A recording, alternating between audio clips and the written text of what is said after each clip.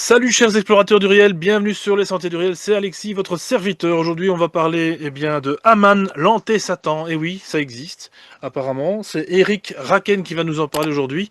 Un tout nouvel intervenant qui reviendra peut-être un jour, on verra, hein, qui sait, de reparler d'un autre sujet. Et donc il a écrit ce bouquin qui est sorti aux éditions Alliance Magique. On remercie les éditions Alliance Magique pour nous avoir envoyé effectivement cet exemplaire que son auteur n'a visiblement pas encore reçu. Et donc aujourd'hui, on va parler de Aman, l'anté-Satan, sous-titré Le renversement du mal. Oui, parce que le satanisme, c'est pas ce que vous pensez, mes chers auditeurs. On va voir un petit peu que, en fait, il y a des choses, encore une fois, cachées dans la Bible, mais ça on le savait déjà.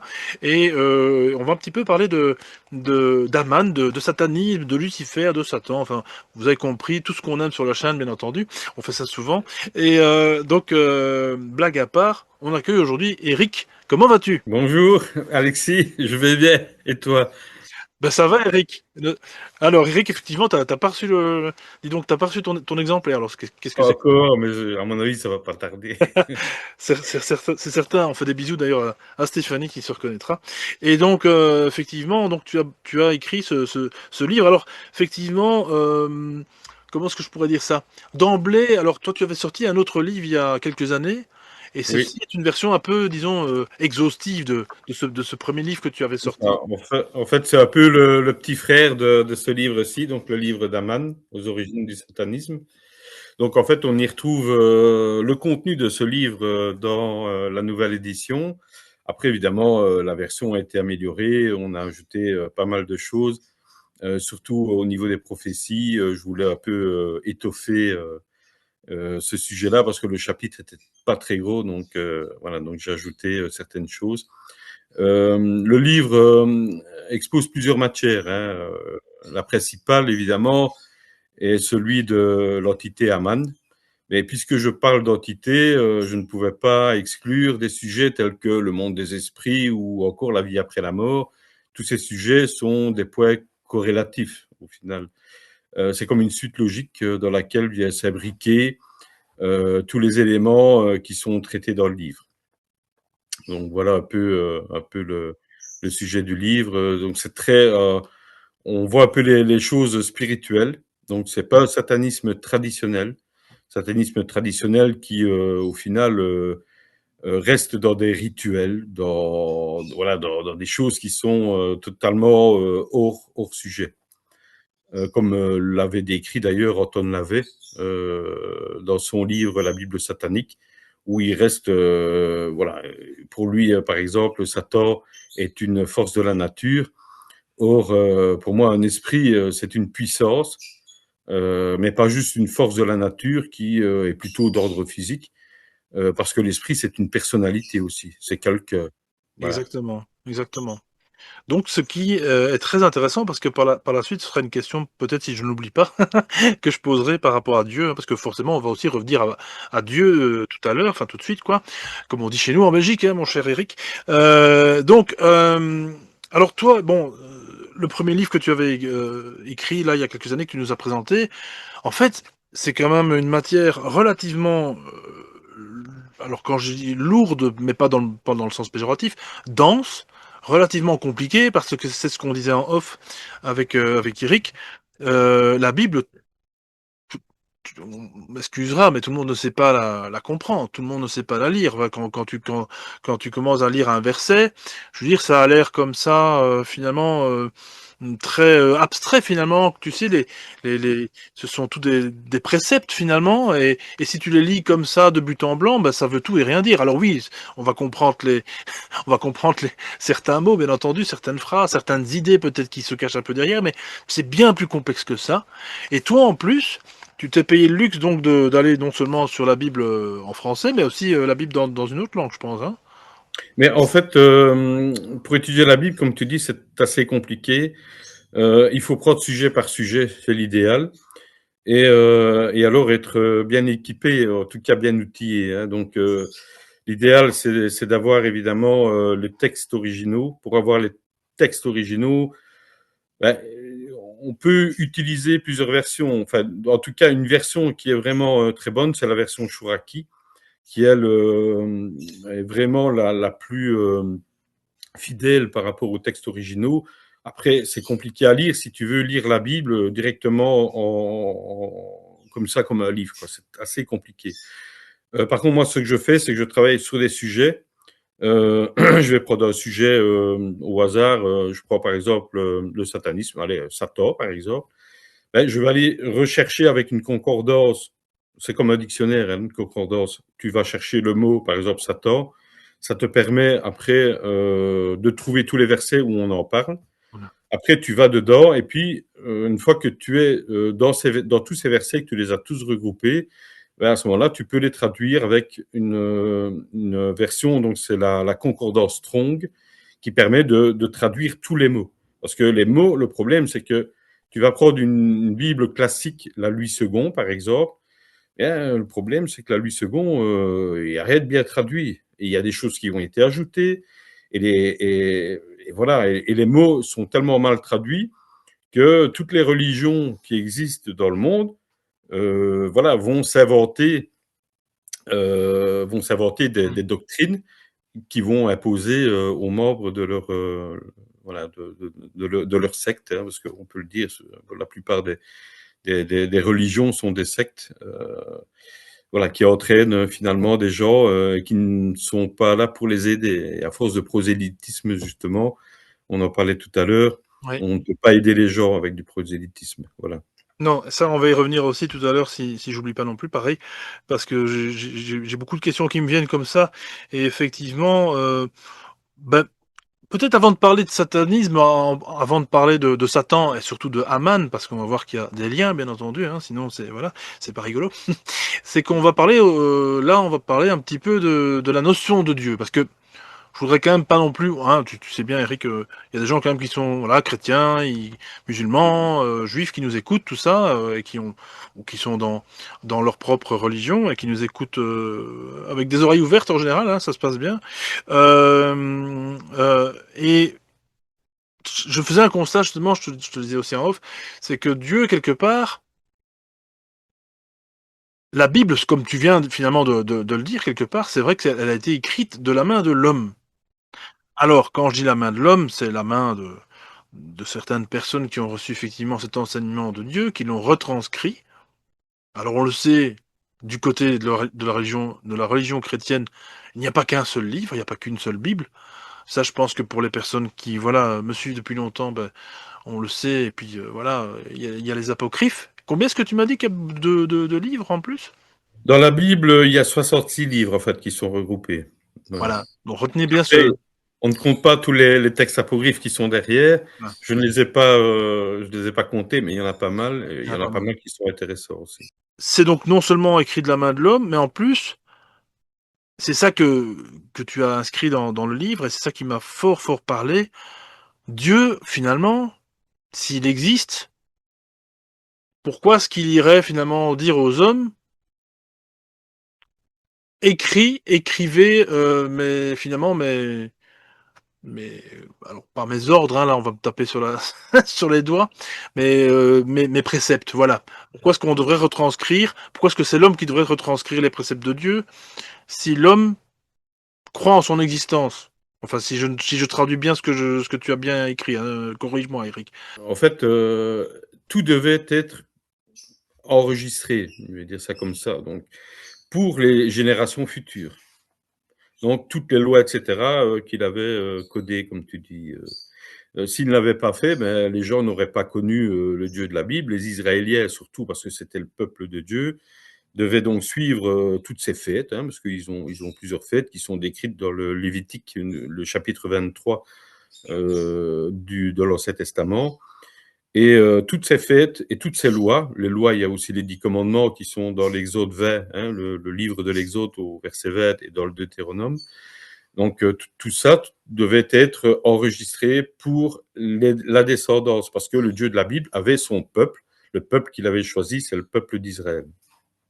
Raison pour laquelle tout devait être codé. Après, voilà, il y avait les autres peuples qui étaient derrière, tous ces gens qui, au final, n'adoraient pas le Dieu de la Bible.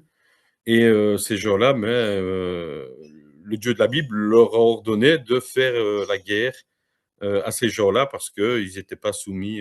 Voilà. Donc il y avait de l'intolérance qui était quand même instaurée à ce niveau-là.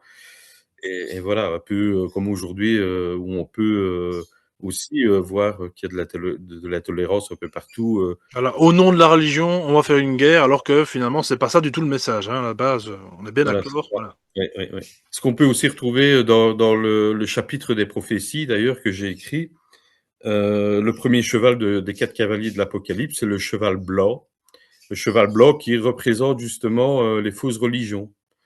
Et fausses religions, enfin, en tout cas, un message religieux pour commettre des guerres. Parce que les 4 cavaliers de l'Apocalypse, ce sont des cavaliers qui, en fait, se succèdent dans une suite logique. Donc, on a le blanc qui représente les religions, le rouge qui représente les guerres, le noir, la famine, et ensuite le verdâtre là, qui représente les maladies.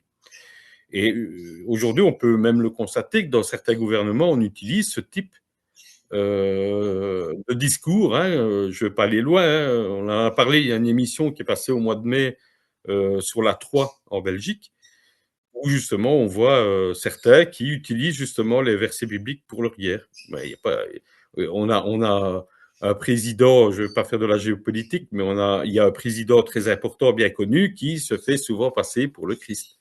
Vous voyez, enfin, tu vois, c'est quand même voilà, interpellant. Et on a aussi côté Israël, on a côté aussi russe, où ils utilisent justement des versets bibliques pour essayer de justifier les guerres qui sont en train de mener. Et là, on est en plein maintenant le premier cheval est là depuis longtemps, hein, c'est pas nouveau. Hein, les 4 cavaliers de l'Apocalypse ne sont pas là juste à la fin des temps. Ils sont là, mais ils tournent et c'est toujours la même logique en fait. On tourne toujours dans la même logique. Les guerres, c'est toujours, en fait, la plupart du temps, tout ce qui s'est passé avec, je sais pas moi, on a plein de religions avec le terrorisme, etc. Tout ça vient des religions, quoi. Donc, oui, la religion s'était codifiée et tout ce qui est marqué dedans se répète, en fait, à chaque fois. Ouais, c'est ça. Enfin, en tout cas, le terrorisme est récupéré, encore une fois, au nom d'une religion et mais voilà, parce que, mais encore une fois, c'est très complexe, c'est pour ça que je ne fais jamais d'émission sur la religion. Comme tu le sais peut-être, Eric, toi-même, voilà, tu as sûrement eu peut-être pas non pas des représailles, mais enfin, c'est compliqué de faire un bouquin là-dessus, hein, surtout, ouvertement. Le truc est qu'il faut quand même dire les choses comme elles sont, appelons un chat, comme dirait l'autre.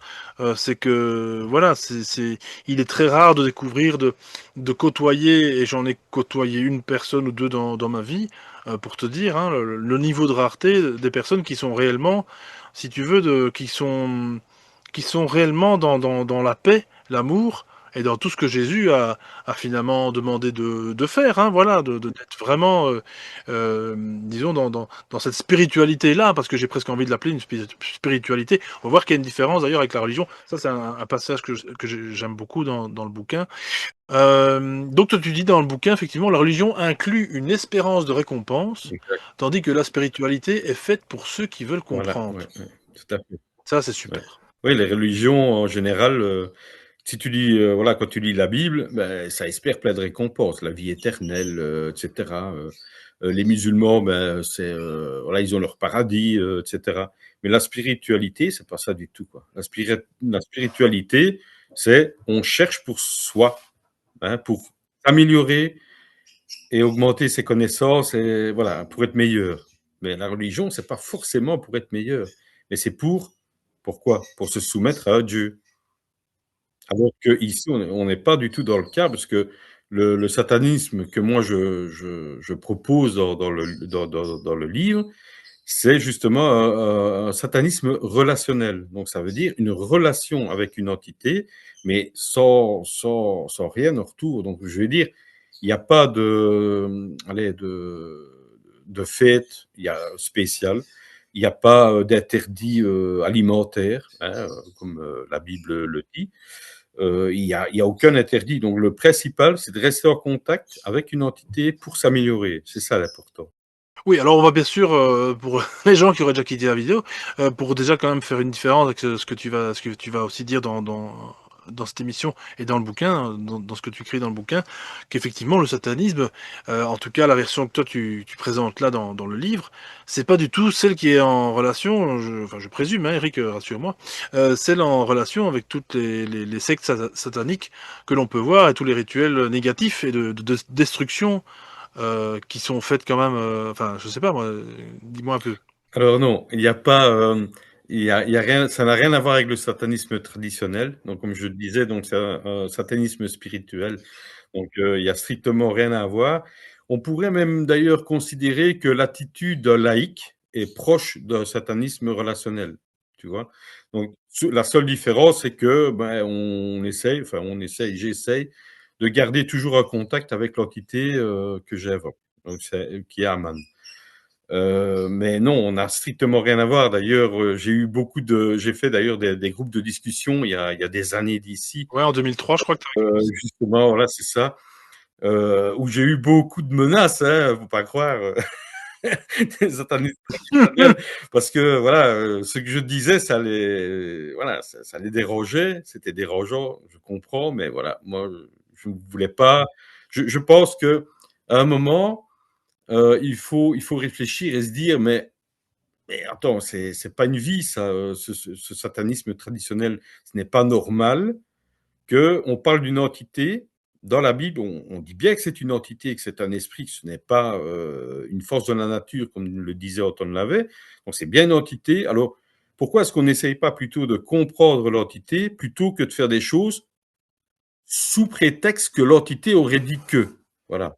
On n'est pas du tout dans ce moule-là. Donc, moi, je crois que voilà, il faut bien réfléchir et surtout les sectes. De toute façon, à partir du moment où il y a une organisation religieuse qui se met en place, il faut absolument se méfier. Vous aimez cette vidéo? Alors n'hésitez pas à liker celle-ci et cliquez sur le bouton Boost et encore une fois en dessous afin de faire remonter sa visibilité. Vous pouvez également soutenir la chaîne des Sentiers du Réel en devenant membre soutien. Merci et bon visionnage. Exactement, et tu le dis dans le livre, en fait, normalement, les religions, quelles qu'elles soient, ne devraient pas avoir de chef, ne devraient pas avoir de gourou finalement, hein. Exactement. Bien Ouais. qu'en Inde, voilà, gourou, ça veut dire Ouais. ombre et lumière, mais enfin bref, voilà, vous avez compris ce que je veux dire. On ne devrait pas avoir de préceptes, de règlements pour suivre finalement une religion qui, encore une fois, avec la spiritualité, là je rejoins ce que tu dis, ça vient de l'intérieur finalement. C'est de l'intérieur vers l'extérieur et non pas de l'extérieur vers l'intérieur. L'extérieur vers l'intérieur, c'est du satanisme dans la plus pure esprit négatif qu'on puisse connaître, on le sait, hein, avec les sujets qu'on présente sur la chaîne.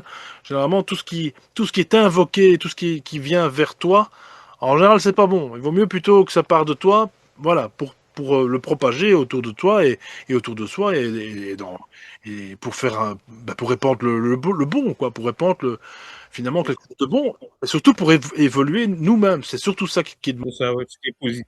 Ouais. Mais voilà, donc Eric, donc on a compris qu'effectivement, ça c'est dit. Ce satanisme-là, ce n'est pas celui qu'on promulgue à la télévision, au cinéma et dans toutes ces affaires pour l'instant plutôt négatives, hein, voilà, plutôt noires, sombres. Euh, on va voir que Aman, c'est vraiment, comme tu dis, une entité, mais alors, je vais pas spoiler non plus parce que c'est pas le but, mais on va voir quand même que Aman est beaucoup plus que ça. Toi, tu dis l'anté-Satan. Alors, je me suis fait un petit peu avoir en lisant le bouquin parce que on va voir que il y a beaucoup de choses en commun. Donc, déjà, est-ce que tu voudrais peut-être, Eric, pour un peu nous éclaircir, pour éclaircir les auditeurs, euh, quelle est peut-être la différence entre Lucifer et Satan? Est-ce qu'il y en a une? Ouais, c'est une très bonne question. Donc, au départ, en fait, le Dieu de la Bible a créé des chérubins, des anges, etc., et dont un qui s'appelait Lucifer, qui était le meilleur, on va dire. D'accord, il était le plus puissant et celui, voilà, qui avait la pleine connaissance. Mais il s'est rebellé. Et comme il s'est rebellé, il est devenu Satan. Satan, on traduit par adversaire, hein, en hébreu et en grec.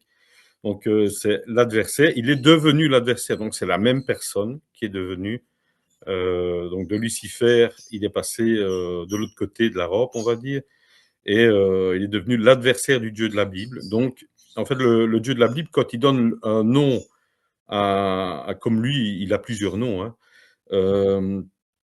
c'est en fonction du trait de caractère. Ce n'est pas en fonction, voilà, ouais, tu t'appelles Alexis, ok, moi je m'appelle Eric, ok, c'est un nom qu'on a choisi, mais ici, lui, c'est toujours en fonction du caractère. Donc, Lucifer veut dire porteur de lumière, celui qui apporte la connaissance, et Satan, donc il est devenu Satan, donc il l'a appelé l'adversaire. Est-ce que Satan, donc pour toi, enfin du moins de ce que toi tu as compris à travers la signification dans la Bible, est-ce que Satan reste quand même le patron de tous les autres démons ou Oui, oui, si on peut les appeler démons, moi je n'appellerais pas ça comme ça, mais Mais corrige-moi, hein, vas-y, hein, enfin, non, non, non, pas mais avec un voilà, fouet par contre. je les appelle pas les démons parce que ce sont des anges déchus Et aussi. déçu aussi, oui, Et ça c'est vrai. et donc effectivement, il y a eu un tiers des anges qui se sont rebellés avec Lucifer. Et donc eux sont devenus évidemment, ils sont toujours avec lui. Et ils ont leur propre, voilà, leur propre univers, si je puis dire ça comme ça. Ouais. D'ailleurs, à la fin du bouquin, bon, ça, on va peut-être pas le faire aujourd'hui parce que ça va être long, mais d'ailleurs, à la fin, voilà, toi, tu décortiques le nom de Quelques démons, quelques ouais, démons, on va dire ouais. ça comme ça. En démonologie, ouais, ouais. Après, après c'est à titre d'information parce que ces démons-là, on ne sait pas dans quelle appartenance ils sont en fait. D'accord, On ok. ne peut pas dire que ça tombe, ils ne sont pas avec Aman. Hein. C'est des démons, la plupart du temps, des égrégores. Tu vois, les égrégores sont des faux dieux en fait, que les gens se sont inventés. Donc, on peut pas assimiler ça à ce qui est Aman. Donc, moi, j'ai mis ça uniquement à titre d'information dans le livre pour montrer que les démonologues utilisent des noms allez, de démons, soi-disant, mais qui en réalité, quand on les retrouve dans la Bible, pour ceux en tout cas qui y sont, bah, ça correspond pas à des personnalités, à des esprits en fait. Alors pour qu'on comprenne bien, encore une fois, qui tu es, Eric, c'est très important de le faire ici au milieu de l'émission. Toi, est-ce que tu es globalement d'accord avec les auteurs de démonologie ou est-ce que tu es vraiment, tu te sens un peu à l'écart de... Moi, je me sens à l'écart, moi, complètement. Magnifique. Ok. En fait, quelque part, si je comprends bien, on le dit souvent, ça aussi sur la chaîne. Enfin, on le comprend. Voilà, on l'insuffle comme ça. Voilà, il faut pour comprendre les choses, parfois il faut les voir à l'envers. Tu comprends ce que je veux dire? Il faut parfois inverser les C'est choses. ça. Il faut pas voir simplement comme cette illusion dans laquelle on est. Ça, mon Dieu, ça aussi, je l'ai dit plusieurs fois.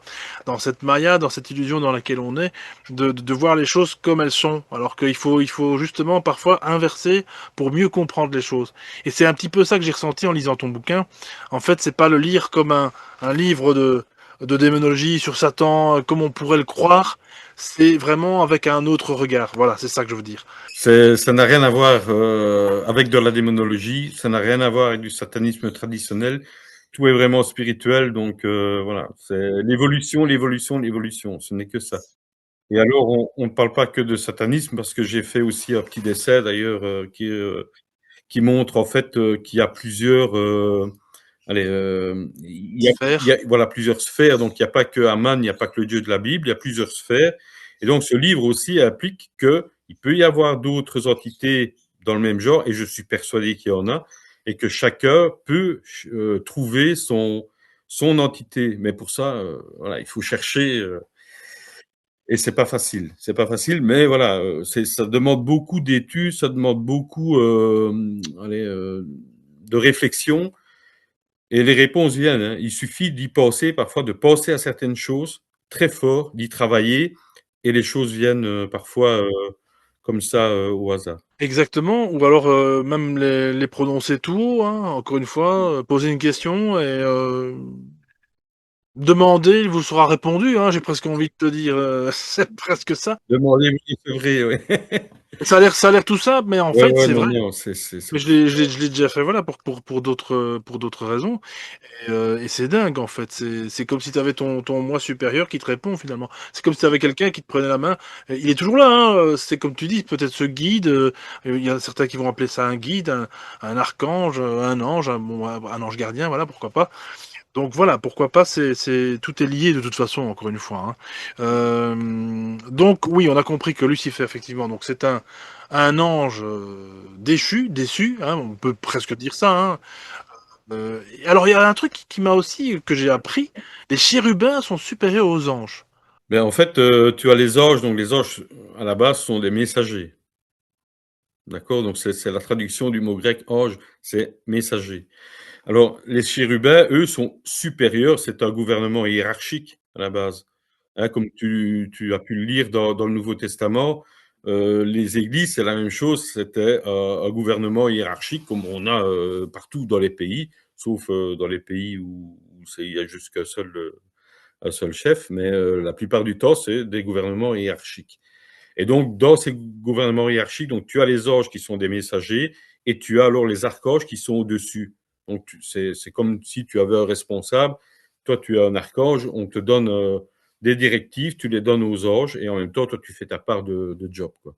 Par exemple, si je reprends le terme de Lucifer, il avait les anges déployés, ça veut dire qu'il bougeait beaucoup. C'est un ange qui bouge beaucoup. C'est pas quelqu'un comme les autres anges, hein. On a Gabriel, on a Michael, qui Qui ont qui effectivement, restent et c'est vrai que je te coupe la parole, qui ont souvent, d'ailleurs, les ailes fermés, reposées, voilà. donc Comme sur l'Arche de l'Alliance où on les voit, ils ont les anges, ces anges-là ont les ailes qui ne sont pas déployées, hein, qui sont fermées. Donc ça veut dire qu'eux gardent des parties de territoire pendant que les anges donnent des messages. donc l'archange Saint-Michel, il avait du boulot aussi, alors, quelque part. Oui, oui, oui, oui. OK, d'accord. Celui qui a remplacé Lucifer, d'ailleurs. D'accord. OK, ça je savais pas. Tu m'apprends quelque chose. OK. Et je crois même que Saint-Georges, hein, c'est à peu près un peu la même chose. Voilà, bon, on va pas, c'est pas un cours de sur les archanges, mais Non. effectivement, Saint-Georges a aussi les ailes déployées. Donc, je voulais aussi te demander, alors il y a effectivement, bah, c'est ça, tu nous l'as expliqué, donc il y a une confusion effectivement qui est faite entre Satan et Lucifer. Tu parles aussi de Lucifer et Ahriman. Est-ce que ça revient au même ou Oui, oui, ça revient ouais, au c'est ça, même, c'est à peu près mais la même, ça, c'est dans la démonologie. Ouais, ouais. c'est à peu près la même. OK. Ouais, c'est ça, oui, oui. Je disais dans le fond, cette Bible, voilà, elle est compliquée à lire, compliquée à décoder. En plus de ça, voilà, il y a, comme tu dis, il faut aller voir l'origine des mots, c'est ce que tu as fait. Les mots en araméen, en grec, en hébreu, enfin voilà, je veux dire, on s'en sort plus. En plus, les traductions, comme tu dis, il y a des traductions qui ont été quand même mal faites, où ils ont rajouté, où ils ont complètement changé le sens, et du coup, bah, effectivement, le sens global, finalement, change du tout au tout et n'a plus la même signification, ce qui était quand même important pour une parole venant de Dieu. Mais c'est à croire que vraiment, voilà, on le sait, cette Bible, elle est codée, et on dit, ne dites-vous pas justement que les détails comment c'est, le diable se cache dans les détails, un truc dans le genre. Donc quelque part, le détail, ce serait encore une fois ce travail que toi tu as fait depuis des années, d'aller décoder finalement des versets qui t'intéressaient, qui répondaient à ton étude. Enfin, ce sont des détails quelque part. Donc, qui c'est qui a écrit cette Bible? Non, Mais en fait, si j'avais pas fait ce travail-là, eh bien, j'aurais pas, je veux dire, un renversement du mal, donc un renversement du satanisme traditionnel n'aurait pas été possible. Donc, est-ce qu'on devait laisser, sous prétexte que le diable se cache dans les détails, est-ce qu'on devait laisser le satanisme traditionnel prospérer comme ça alors que c'est pas vrai? Tu vois, quelque part, à un moment, il faut pouvoir dire les choses, même si, oui, c'est clair, c'est du détail, hein, c'est clairement du détail. Mais les satanismes traditionnels, dans quel détail ils vont pour pouvoir fournir leur doctrine, tu vois? Donc, à un moment, si tu donnes pas du détail et que tu ne vas pas expliquer les choses dans ce détail-là, ben, à un moment, les gens, ils restent alors dans l'ignorance et c'est pas le but. Et aussi, à savoir que c'est la première chose pour laquelle j'ai écrit ce livre, c'est aussi pour moi. Donc j'avais besoin, moi aussi, de chercher, de trouver la vérité sur le satanisme pour pouvoir progresser. Exactement, oui, oui. Bah oui, c'est ça, il faut comment est-ce qu'on dit, connais-toi toi-même, tu connaîtras l'univers, tu connaîtras voilà, ou connaître l'ennemi aussi, c'est une voilà, c'est, un précepte, chez les Chinois, hein, tu sais bien, voilà, de connaître l'ennemi pour mieux le connaître, pour mieux le combattre quoi, en gros, hein. D'ailleurs, petit aparté, alors là, c'est vraiment une aparté que je fais, et ça a été confirmé par plusieurs personnes. Effectivement, tu sais, le satanisme comme on le connaît, enfin celui qui est encore une fois promulgué à travers les films, les chansons, et cetera, eux, ils ont un précepte, c'est de dire la vérité, de balancer quand même quelques vérités. Parce que visiblement, je sais pas si ça va te parler, mais visiblement, ils sont obligés de le faire. Ça veut dire qu'ils sont Mmh. toujours obligés de dire la vérité, sous couvert de, tu sais, en mélangeant un petit peu, voilà, Ah, ouais, ouais, en ouais. en faisant en faisant une confusion finalement dans l'esprit bah, des humains, hein, des humains lambda, on va dire, du peuple, de la population et ainsi pouvoir bah, les troubler, les tourmenter et puis surtout de ne plus savoir où est, la vérité, où est le faux du vrai, comme on peut le voir maintenant sur internet avec l'intelligence artificielle, par exemple. Mmh. Hem, mais ils sont toujours obligés de donner des vérités parce qu'ils C'est sont ça. quand même tenus, malgré tout, c'est ça qui est intéressant, ils sont quand même tenus à le faire, sinon ils sont quand même aussi condamnés dans leur enfer à eux. Enfin, c'est un truc de fou, hein. Je sais pas si c'est toi ça te parle? Ouais. Oui, ça me parle parce que justement, tu fais bien d'en parler de ça parce que, voilà, je reviens sur la Bible satanique d'Anton LaVey, où il dit que, voilà, Satan, c'est une force de la nature, il y a d'autres, et cetera. Mais en même temps, il va quand même rechercher un verset de la Bible où il parle du bouc émissaire, hein, le fameux bouc émissaire. Donc ça, c'est au moment où les Israéliens font la fête du jeûne, là, hein, les expiations, où ils doivent sacrifier un bouc. En fait, ils mettent tous leurs péchés dessus et ils l'envoient à Azazel. Azazel qui, en fait, représente Satan, quoi. Donc là, il cite le verset, donc il donne une vérité, alors que derrière, ben, c'est pas cohérent, quoi. C'est pas cohérent de dire que Satan n'est pas un esprit, mais qu'il est qu'une force de la nature, alors que tu cites la Bible. Ne cite pas la Bible, alors. Mais non, exactement, garde ça pour toi et alors surtout, bah, Anton LaVey qui on le sait, a rencontré beaucoup d'hommes politiques et consorts, Mmh. qui quand même, venant quand même de l'école d'Aleister Crowley, hein, au cas où, Ouais, c'est ça, oui, ouais, voilà, ouais, ouais. qui a aussi quand même, Mmh mh. fondé la Golden Dawn et j'en passe. Mmh. Ouais. Mais tout ça pour dire quoi? Que en plus le loustic là, il te dit qu'en plus, le diable ne peut pas être représenté. Ne peut pas être représenté par une forme, puisqu'il n'est pas une entité. Qu'est-ce qu'il fait Antoine Lavelle? Là, je mets des Ouais, photos ouais. qui défilent. Lui, il s'habille en carnaval, en diable de carnaval de chez Wish là ou de la Foire Fouille et en fait, tu te dis: «Mais c'est quoi ce clown, quoi?» Et en fait, plus c'est gros et plus c'est bon, plus ça passe, C'est ça. voilà. Ouais, ouais, ouais. Alors, on va quand même arriver un petit peu finalement au sujet quand même du le titre quand même, Aman. Aman, ça vient d'où ça, Eric? Ça vient de quel mot ça? Eh bien, à la base, c'est long à expliquer, mais je vais essayer de faire court. Donc à la base, ça vient de la Kabbale. Donc la Kabbale déjà, en parle, donc ils parlent du mot Aman mais seulement eux, ils ont pas développé en fait le mot, le nom, Aman. Parce que comme, je l'ai dit tout à l'heure, Heu, un nom n'est pas, donné comme ça au hasard, c'est en fonction de son caractère. Donc j'ai fait un chapitre justement sur Aman qui explique, exactement le mot, parce que le mot a plusieurs sens en fait, en hébreu et ça permet alors après de comprendre son caractère. Donc il y a plusieurs, formes de son caractère où on montre en fait qu'il est protecteur, qu'il enseigne, parce qu'il est dans un système justement où, il veut, justement, donner, de l'instruction, donc à celui qui le demande de son côté et je pense que toutes les entités, qui sont dans les sphères font pareil parce que toutes les entités apprennent quelque chose. Et ici, on est dans ce principe-là. Donc, le premier principe, c'est évidemment l'évolution. Exactement, exactement. Et on voit que c'est, d'ailleurs, on comprend très vite que c'est tout sauf négatif. Parce que voilà, Mhm. pour en reprendre juste deux adjectifs, tu indiques, hein, ça veut dire soutenir, nourrir. Et puis C'est ça. et comme tu as dit, d'autres significations, voilà, il y en a quelques-unes. Mais donc soutenir, bah, voilà, on est loin effectivement du satanisme noir que Voilà, l'on connaît, ouais, hein, c'est ça. sombre que l'on connaît, puisque là, ça élève l'individu, encore une fois, c'est ce que tu as dit, hein, c'est Mhm. pour non pas l'écraser, pour ne pas le diminuer, mais au contraire l'élever et finalement, ben voilà, parce que c'est le but aussi de l'homme. Bon, ça faisait partie aussi d'une autre vidéo. L'homme ne doit pas rester un homme, en fait. Globalement, quelque part, il devrait pouvoir casser ce cycle de réincarnation Mhm. et ne plus revenir, quoi. Voilà, Voilà, c'est c'est ça. le Ouais, but. ouais, C'est ce ouais, que ouais. disent c'est ce que disent les bouddhistes, je pense, qui doivent sortir du samsara, de cette fameuse boucle temporelle dans laquelle on est bloqué, et puis bon, à un moment donné, c'est bon, quoi, on a fait le tour.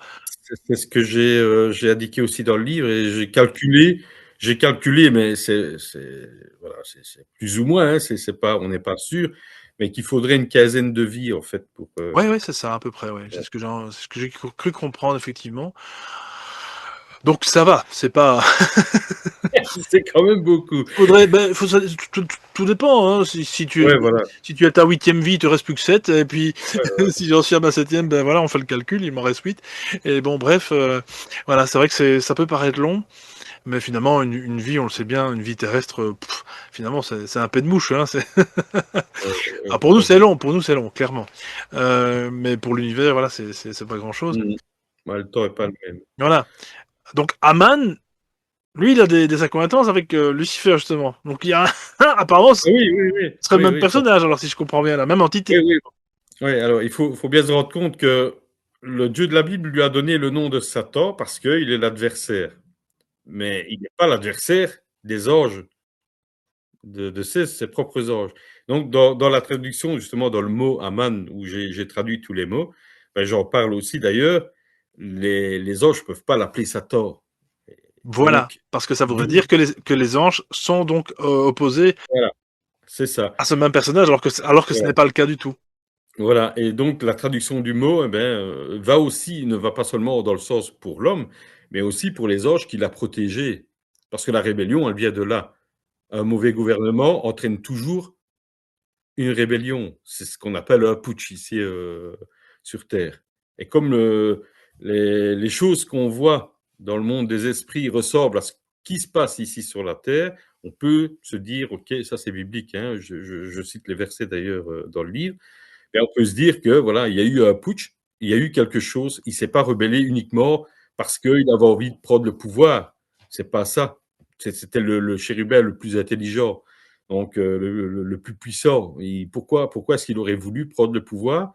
Puisque les anges avec lui étaient sur la terre, au renouvellement de la terre. Là, je vais un peu plus dans le bouquin, mais au départ, c'est ce qui s'est passé. Donc, le tiers des anges était mis sur la terre pour la renouveler. D'ailleurs, dans Genèse 1:1, on dit Dieu créa les cieux et la terre. En fait, il ne crée pas la terre, il la renouvelle. C'est ce qu'on retrouve d'ailleurs dans d'autres versets, parce il faut aller dans plusieurs livres, hein, les fameux 66 livres.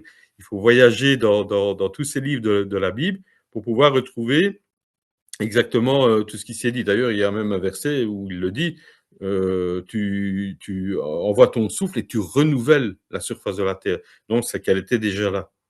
Et en fait, quand on dit, Dieu, créa les cieux de la terre, en fait, c'est traduit de l'hébreu du tohu bohu. Donc ça veut dire que, elle était dans un état, lamentable parce qu'il y a eu cette guerre du tiers des anges avec le Dieu de la Bible. Et c'est comme ça qu'on comprend en fait, voilà que oui, au départ, il était Lucifer, oui, après il est devenu Satan, mais pour les anges, il ne peut pas être, Satan. C'est Aman. Ouais, d'ailleurs, ça me fait penser justement à ce que Patrick Bretztenas disait dans, tu sais, l'alchimiste là, qui parlait de l'âme à tiers. En fait, on est dans la matière, on est l'âme qui est à tiers, donc ça représente ce que tu dis, hein, c'est par Mmh rapport mh. à justement au tiers au tiers des anges. Alors ce serait prétentieux de le dire, mais je crois que j'ai déjà ma réponse avec ce que tu viens de nous dire. Est-ce que Aman est attendu finalement? Est-ce qu'il y a quelqu'un qui attend Aman comme un messie ou pas du tout? Non, non, il faut le chercher pour le trouver. Alors quand tu dis le chercher, c'est Oui, intérieurement. oui, oui, bien sûr, avec ça, oui, oui, oui, bien sûr. Oui, on parle d'Aman, mais voilà, comme toutes les sphères, hein, c'est la même chose, hein. Il faut chercher, il y a rien à faire dans la vie. Si on veut avoir des réponses, il faut vraiment chercher, il faut faire un travail sur soi et faire les recherches qu'il faut. Alors, on l'a compris aussi, donc Aman, effectivement, il a ce. Alors, quand tu dis rebelle, moi, ça me fait penser à une autre fable, j'ai presque envie de dire une fable, mais qui n'en est pas une, hein, quelque part. C'est la fameuse fable de Platon. Alors, mon Dieu, tu sais, Platon, l'homme qui sort de la grotte, finalement. Ouais, ouais. Est-ce que Mmh. c'est pas un peu ça, Aman, finalement? C'est pas le mec qui dit, tiens, moi, je quitte mon. Qui sortent, tu veux dire Aman? En fait, c'est l'homme qui sort de la grotte. C'est pas vraiment ça parce que tu vois, moi comme je vois les choses, c'est que comme il y a eu un mauvais gouvernement, eh bien, il s'est émancipé, on va dire ça comme ça. Donc, il s'est émancipé et il a pris avec lui évidemment le tiers des anges qui l'ont suivi, hein. Ils n'ont pas essayé de voilà. Après, il n'y a pas eu que lui, hein, il y a eu une autre, rébellion après, de Samyaza, j'en parle d'ailleurs dans le livre et en s'émancipant, mais il est devenu, au final comme un dieu, tu vois? Parce que c'est lui qui est devenu, le chef, on va dire ça comme ça, le dieu des anges, qui ont été déçus et d'ailleurs j'en fais le compte, hein, on est à peu près à 33 millions, plus que ça même, hein, 33 millions de d'anges, quoi et donc là-dessus justement, je vais sur le sujet, parce que ça m'y fait penser évidemment et voilà, on parle des 4 possessions, par exemple, qui ont été, validées par, le Vatican. Mais c'est pas possible que, ce soit, Satan, Aman, on va dire, hein, je dis Satan, Aman, qui ont possédé ces gens-là. Tu t'imagines 33 millions de d'anges, ça ferait beaucoup de gens possédés quand même, hein. Or, c'est la deuxième justement, rébellion qu'il y a eu avec, Samyaza, qui a fait que, on peut estimer que c'est plutôt de ce côté-là et j'en fais l'étude, hein, dans le livre pour prouver qu'en réalité, il y a eu cette deuxième rébellion et que les 4 possessions, ben, ça vient de lui. Ça vient de cet ange, là qui, voilà, donc ça, voilà, c'est un sujet, hyper important parce que ça innocente, hein, si je peux dire, je peux faire l'avocat du diable, hein, mais ça innocente un peu, Aman, au final, parce que ce n'est pas lui qui, fait les 4 possessions. Tu t'imagines le nombre de démons qu'il y a? Si on peut les appeler des démons, 33 millions, c'est pas possible. Oui, oui, non, ça c'est super intéressant. D'ailleurs, bon, j'avais aussi vu dans un documentaire, tu sais, Eric, voilà, c'était un documentaire sur Rennes-le-Château, justement, et il y avait donc, voilà, il y avait un magicien là bon, qui était dans la zone, qui est décédé aujourd'hui, enfin aujourd'hui, déjà depuis quelques années maintenant, et il pose la question tout simple à ce jeune gosse là, il disait, si tu voyais un ange, comment est-ce que tu réagirais? Et t'as l'enfant qui dit, ah ben ça me rassurerait, je serais content, voilà, je me sentirais protégé. Et puis il lui pose une autre question, mais comment est-ce que tu sais ce qu'est un ange en fait? Est-ce que tu es sûr que c'est un ange? Mais en fait, tu le sens, tu le sens, c'est comme, le chapitre que j'ai écrit sur les EMI, les gens qui vont, voir le tunnel, hein, d'ailleurs, les EMI, c'est pour en parler brièvement, c'est pas quelque chose de nouveau, hein. On croit que c'est si nouveau que ça, mais déjà en 1500, on a un peintre qui s'appelait, Hieronymus Bosch, qui a fait un tableau, l'ascension vers, l'Empyrée, où on appelle aussi la montée des bienheureux. Mais on voit carrément le tunnel où on voit des anges, mais que les expérienceurs ont fait pendant leur EMI, où ils sentaient il y en a qui les voyaient, et bon, tout dépend des personnes, mais il y en a qui les voyaient et d'autres ben, qui sentaient leur présence. Et ils sentent bien que c'est pas quelque chose de négatif. C'est comme quand tu es avec une personne, ben, il y a des gens tu sens pas, tu les sens pas.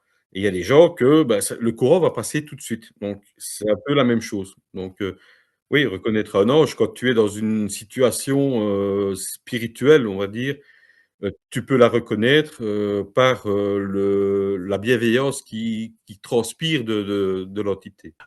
Comme tu as très bien dit, exactement comme avec les humains, pareil, et voilà donc mais en tout cas, voilà, c'est un boulot très, très, très complexe. Bien sûr, dans le livre, il y a énormément de passages, de versets de la Bible aussi.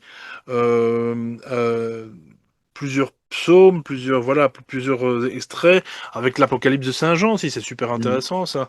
Le fameux 666, Ouais, voilà, toi tu en décris un petit peu parce qu'il est bien dit que, c'est celui donc c'est un nombre d'hommes, on c'est dit, ça. le Ouais, ouais. 666. Mais voilà, ce qui est bien, ça j'ai appris dans le livre, c'est qu'en fait, il ne s'agit pas forcément d'un calcul C'est ça. à Ouais, faire. une interprétation, ouais. Voilà, parce qu'il y a plusieurs personnes qui ont essayé de calculer, il y en a qui ont voilà, qui dit que c'était Martin Luther, hein, Ça, celui qui a ouais, fait ouais, ouais, le ouais. alors que c'était pas lui, donc Mmh. effectivement, voilà, il y a eu une méprise Ouais. là-dessus et c'est beaucoup plus fin que Mmh mh. ça.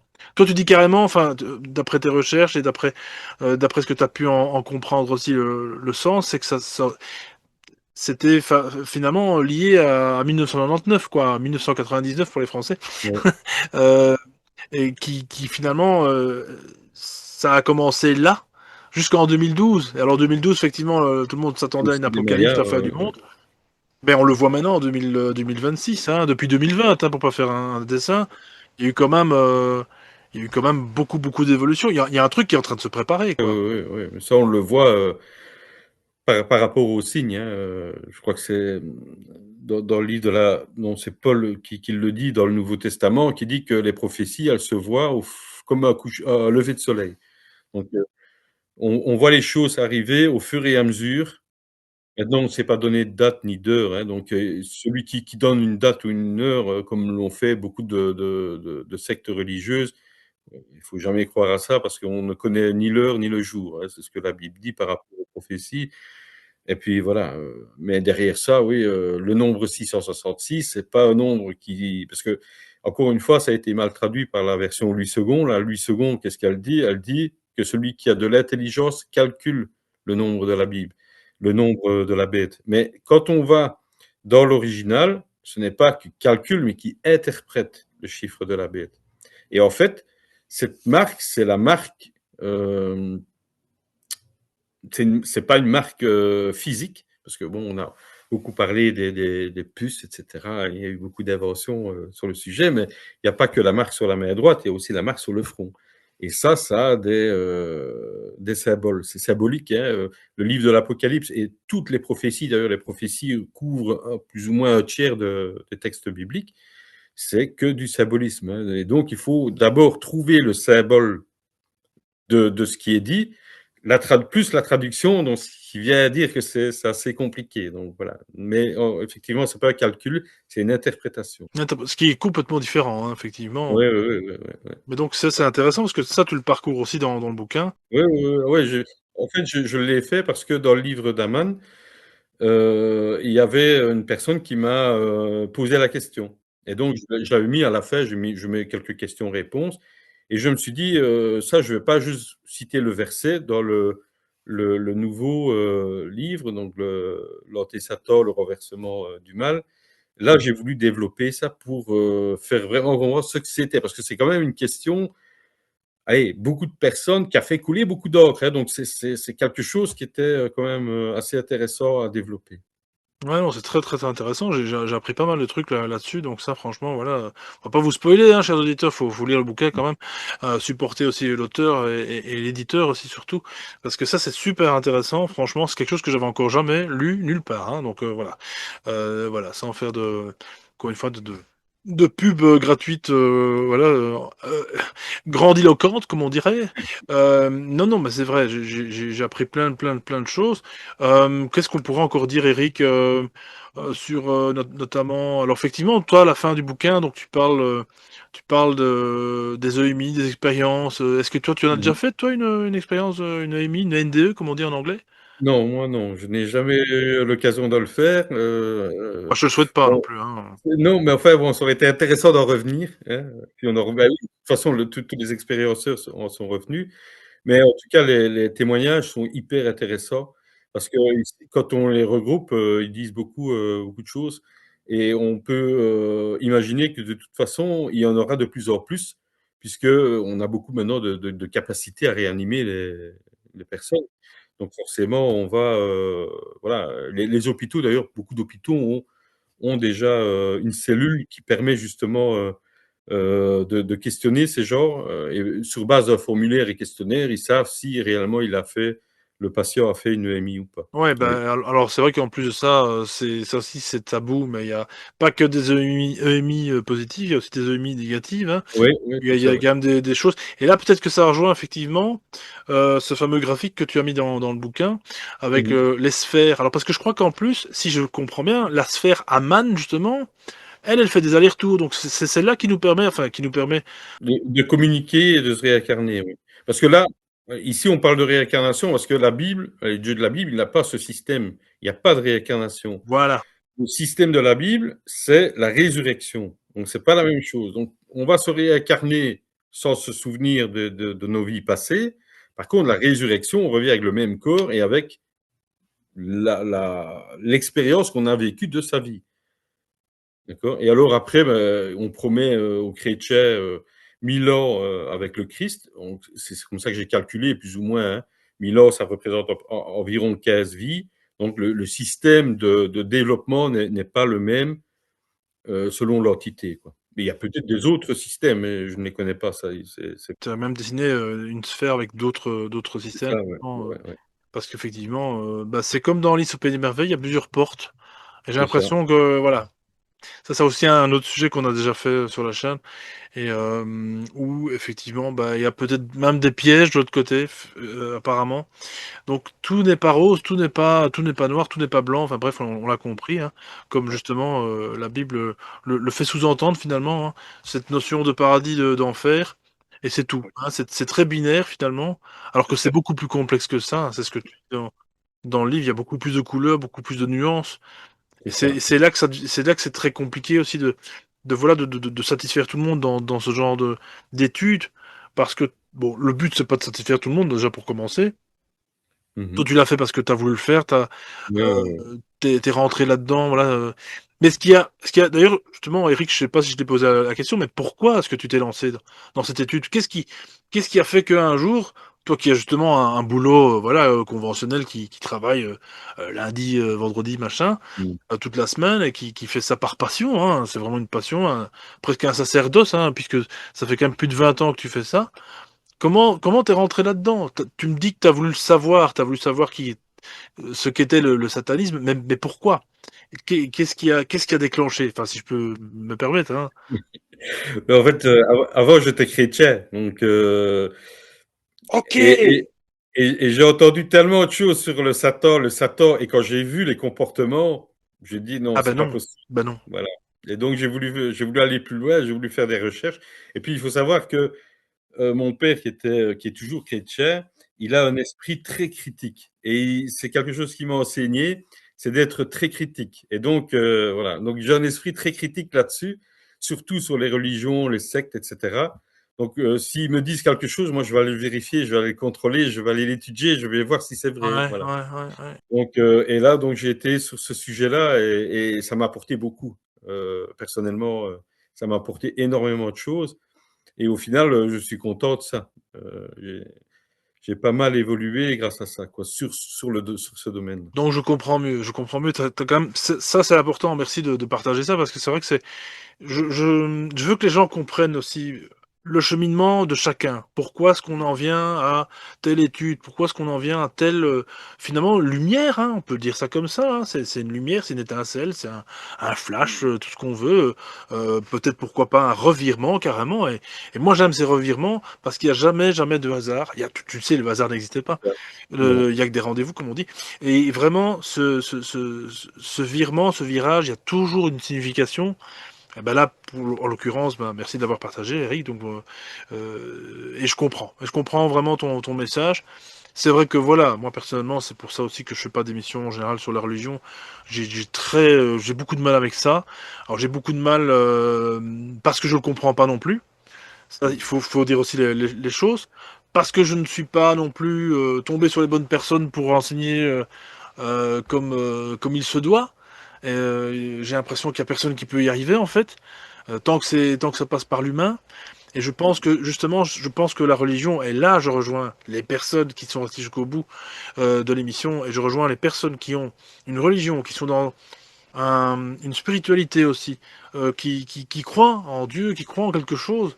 Là je rejoins ces personnes-là, parce qu'elles ont forcément, enfin forcément, peut-être pas forcément, mais il y a eu quelque chose qui, comme toi, avec cette étude-là, les a fait aussi basculer. Tu sais, il y a des athées qui peuvent tout d'un coup tomber, voilà, dans telle ou telle religion, ou comme tu dis, secte, malheureusement. Ça, c'est une réalité aussi.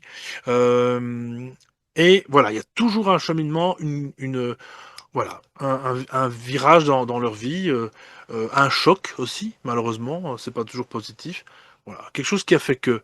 Et l'important, finalement, bah, c'est pas de critiquer dans quelle religion tu es, machin. C'est simplement de se dire, voilà, est-ce que tu es bien avec ça? Est-ce que tu es centré avec ça? Et c'est ça que je trouve le plus important, finalement. Quoi que vous fassiez, quoi que toi tu fasses, Eric, justement, parler du satanisme, et encore une fois, je te dis, heureusement que tu dis, finalement, que c'est l'Aman, c'est hanté Satan, hein, parce que ça passe mieux quand même. Non, ça passe beaucoup mieux. Et donc, je veux dire, peu importe, si toi t'es centré avec ça, si t'es équilibré avec ça, et que tu te sens ok avec ça, magnifique. Il fallait qu'il y ait un Eric pour le faire, ce bouquin. Voilà. Je veux dire, on a tous un rôle dans cette dimension, hein, c'est une Oui, dimension ici, hein. C'est ce que finalement, ben, t'es pas en train de présenter non plus, toi, une Bible. Je crois que c'est pas un truc que tu voudrais non plus. C'est pas un non, livre fermé. Si ça se non, trouve, un jour, il y aura peut-être encore une fois une autre version, et peut-être, voilà, non, ou peut-être un petit frère, une petite sœur qui viendront c'est ça. se coller à celui-là. Franchement, ça donne envie, quoi. Moi, je me dis, tiens, je commence un paragraphe, ah, tiens, je commence un deuxième paragraphe, ah, j'ai envie d'aller voir plus loin. Et c'est ça, en fait. J'ai vraiment eu l'impression de rentrer dans une forêt avec un sentier qui me menait à un autre sentier, voilà. Et c'est ça que j'adore dans les bouquins, c'est vraiment faire venir, et puis pouvoir en sortir, voilà, avec une autre vision, en tout cas. Une autre vision, en tout cas, du satanisme. J'aime pas trop le mot, mais voilà, t'as compris ce que je veux Ouais, dire. ouais, ouais, ouais, ouais. J'ai l'impression de devenir un apôtre là qui. Eric, je sais pas, coupe-moi. Qu'est-ce que tu voudrais rajouter, toi, par exemple? Simplement, je reviens toujours sur ce sujet, mais cherchez, vous trouverez, quoi. Je pense que si on veut connaître les choses, et c'est pas forcément sur le spirituel, mais c'est dans tout. Du moment où on cherche les choses, on finit toujours par les trouver. Absolument, Eric, je suis absolument d'accord. Et surtout, comme tu l'as très bien dit, posez la question et vous aurez la réponse. Mais c'est Oui. clair et net, hein, c'est clair et Mm. net, même si c'est peut-être pas la bonne réponse, mais si elle est bonne, de toute façon, vous le saurez, en fait. Vous le saurez. Vous le saurez qu'elle est bonne parce que vous en aurez même peut-être parfois des frissons. Voilà, ça m'arrive souvent, ça. Voilà pourquoi est-ce que je pense à tel truc. Et finalement, il y a une communication avec l'invisible, et cet invisible, ben, on doit le respecter, on doit se dire qu'on est, nous, à notre image, effectivement, l'image de Dieu, paraît-il, en tout cas, cette version incarnée de chair et de sang, on doit être humble par rapport à tout ça. On est entouré de plein de choses.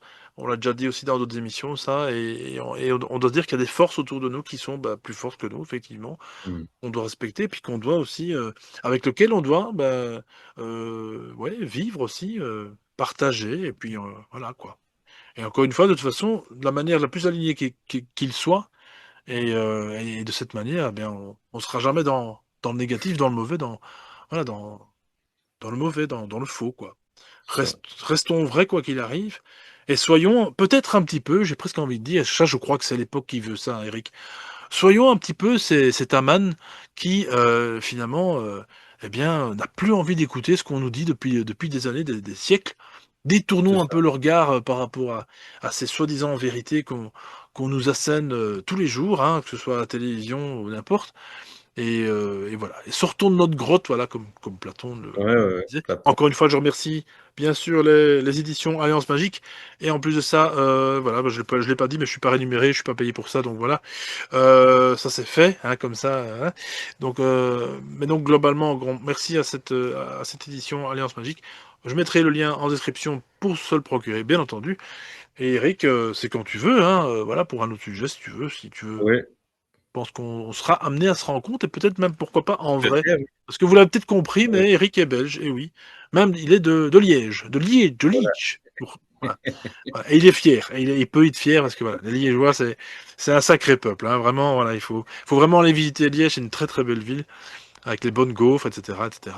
Qu'est-ce qu'il y a de bon à part les gaufres? Parce que bon, il y a les boulets, il y a les boulets liégeois aussi, Et oui, ah oui, il y a les boulets liégeois, et puis il y a les frites, et la bonne bière, et hein. ça, il y en a, oui, la bonne bière, voilà, Ça, bah, ça, elle est partout en Belgique, ça partout. c'est la base, ouais. C'est la base de tout. Bah, écoute Eric, grand merci. Merci à toi. Vraiment succès mérité pour ce livre, hein. J'espère que voilà, que les gens vont, vont s'intéresser à ça, à cette version-là. Oui, Prenez connaissance de cela et vous pourrez à ce moment-là, bah, pourquoi pas débattre, critiquer, si vous voulez, mais en tout cas de manière intelligente. Encore une fois, je vous demande simplement d'être correct dans les commentaires, je l'ai déjà dit. On fait des gros bisous, on se retrouve de toute façon la semaine prochaine pour une nouvelle interview, une nouvelle émission. Donc d'ici là, portez-vous bien. À la semaine prochaine. Ciao, ciao. Salut.